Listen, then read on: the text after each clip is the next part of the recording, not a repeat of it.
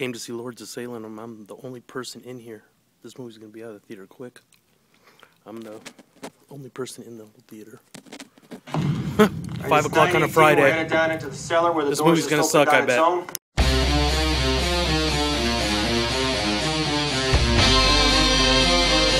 Yeah, so you can see I was the only person in that theater. I don't think this movie's going to make much money, and I think overall Rob Zombie's going to wind up disappointing a lot of people. So let's get into it. Lords of Salem, starring Sherry Moon Zombie, and the story's pretty simple. Sherry Moon Zombie's a DJ at a radio station. She gets sent a record, and when she plays it, it kind of curses the town and starts bringing back all these flashbacks of the Lords of Salem, which is actually witches. You know, the old Salem witch hunts, all that crap. Let me tell you what I liked about it first, and then I'll go from there, because there's a lot I want to say. So I got to enjoy the movie by myself. What I liked about it was the overall story is good. The plot, like I said, about the witches, I like the way Rob Zombie presents the witches in the first couple minutes of the movie. You know, it's hard to, I can't ever recall a good witch movie. Some of the imagery, as usual with Rob Zombie, looks good. There's a few things I really liked. There's one part with this like neon cross. You kind of see it on the trailer, I think. That part looked really cool visually. But the problem is, I think Rob Zombie relies a little too much on visuals sometimes, and this is where we're going to go to the part that I didn't like. Yeah, first of all, the script. I did like the script overall, the concept of the story. The problem was it should have probably been about 30 minutes. It could have been a good Tales of the Crypt episode. But when you flesh it out to an hour and a half or whatever the length of the movie was, it seemed too long, however long it was.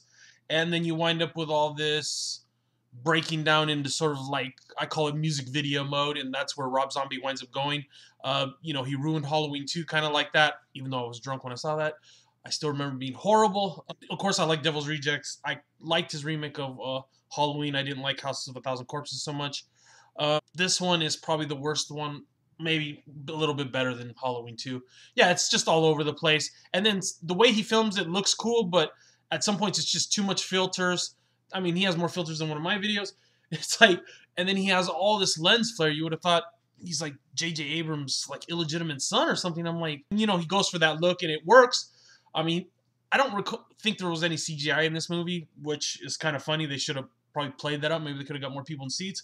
It looks overall is okay, but at the end it just deteriorates into imagery, and some of it's good, and most of it by the end it just descends into suckiness. I mean, like I said, the first 4 or 5 minutes I was like, maybe it's gonna be all right, and then it just descends crappiness by the end. Just imagery.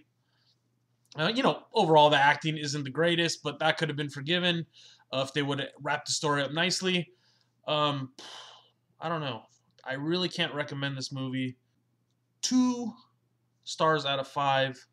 I think Rob Zombie's letting a lot of people down, and he's not even using Oren Peli's money and making a decent movie. I don't know what his future holds in Hollywood. Got to call him on the carpet on this one. I mean, he has his cast of regular characters in it, and the only person I was excited to see was Ken Foray. He plays one of the other DJs at the radio station with Sherry Moon. The acting's not what hurts it. It's the lack of fleshing out a script, and then you're just wound up with cheesy imagery at the end. I'm sure if anybody was in the theater with me at the end, they would have been laughing. I almost felt like laughing. I mean, the last couple images are laughable. Towards the end, it gets laughable. I mean, he takes some nice shots at the church and everything through some of the imagery, and that stuff looked creepy, the faceless priests, but he took even that a little too far, and then the last couple images are just like almost borderline goofy. I'll give him credit for one thing. It wasn't exactly a mainstream horror movie, but God, the execution is poor. And this is what I was thinking. I had just watched The Shining last week, and Rob Zombie, you're not Stanley Kubrick, at least not yet. I mean, there was some bad overtones of The Shining. You know, and he, like I said, trying to get all far out with the imagery and stuff, that's fine.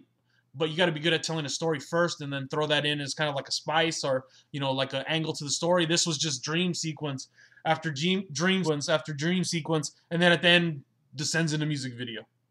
2 out of 5 stars, just because I kind of liked the beginning, and the slow pace didn't affect me till the end when it just totally broke down. Can't recommend it. Rob Zombie, hopefully you'll come out with something like Devil's Rejects, a nice straightforward narrative.